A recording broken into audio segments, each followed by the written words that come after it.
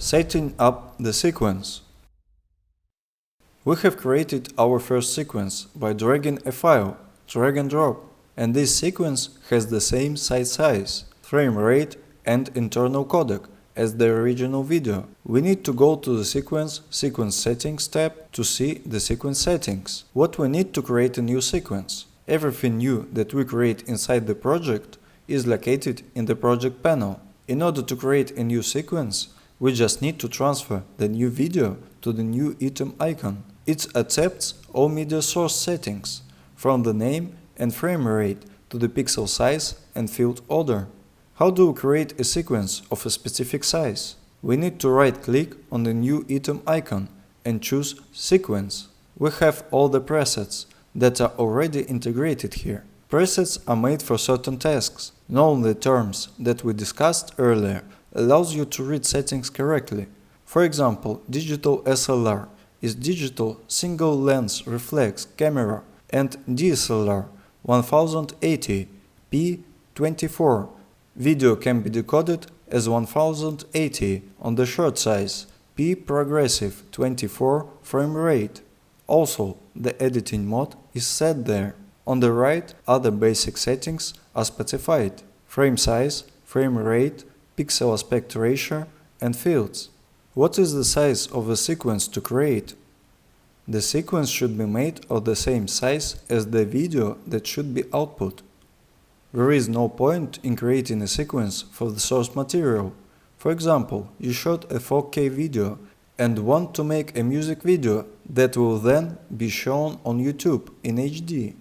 The method when you drag the media source to the new item icon or to an empty panel will slow down your work, because it will create a 4K sequence.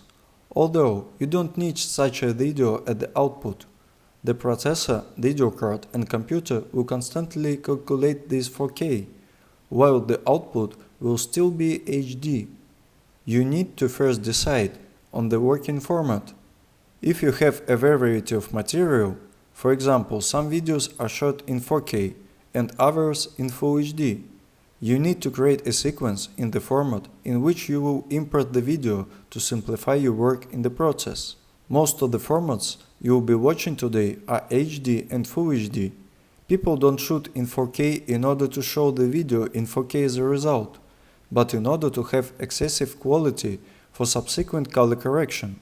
The more complex you use the editing, the more excess quality you need, because some part of the quality of a material disappears during color correction. So, it's better to create the sequence in HD and Full HD, which settings speed up and slow down the workflow. We need to open Settings in the New Sequence tab.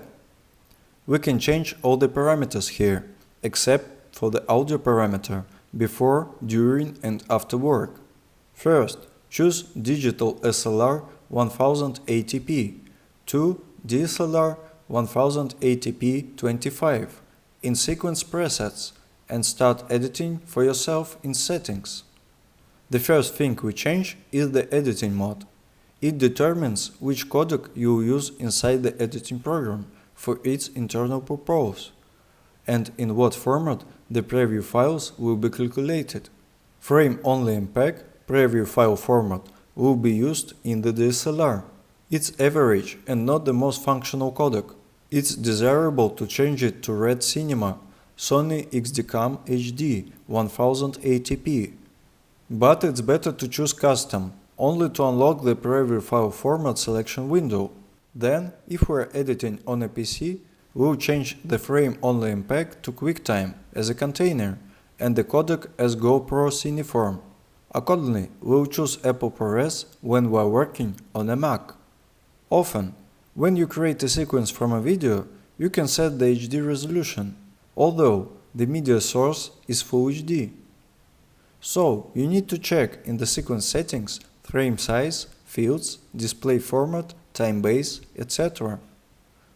Second, also, we can change preview files that are different from the final video.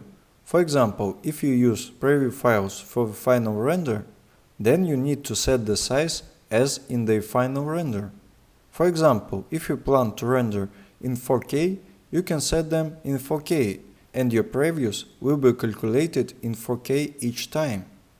But this is not the best option, because your intermediate versions will be constantly be made in a large size. Mostly people do the opposite. They don't plan to use them in the final render and make previews smaller than the final video. For example, if we have the final video in Full HD, then we can make the preview in half of this resolution, as height that is 540 and width that is 960. If we decide not to use preview in the next render, we will recalculate the entire video in the final render. In the current render, they will be calculated much faster in the workflow, because they will be smaller.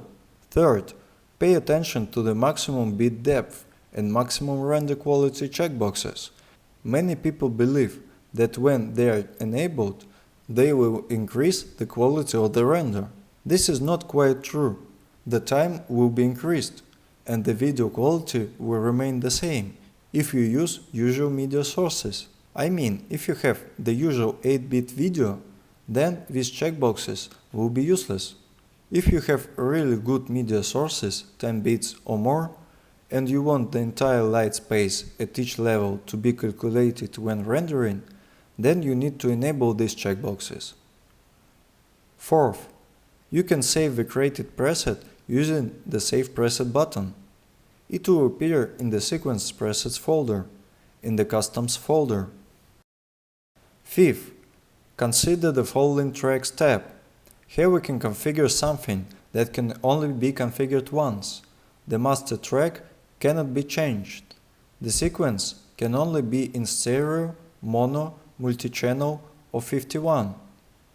Stereo includes 2 channels, left and right.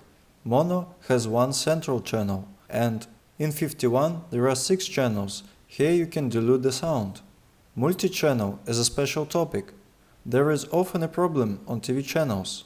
For example, you're submitting program to the archive. You have a MOV container with 1 video track and 6 different mono tracks. You can only see them in the editing program. For example, you record the right and left channels for the first 2 tracks, only voices for 4th track, and only music for 5th and 6th tracks. Then it archived. These audio tracks can be used separately if it's necessary. The best way is to use the stereo channel. 6th, setting up VR video. Premiere lets you edit videos, glue frames together, create transitions and titles in 360 degrees. You need to be able to properly configure the sequences to do it.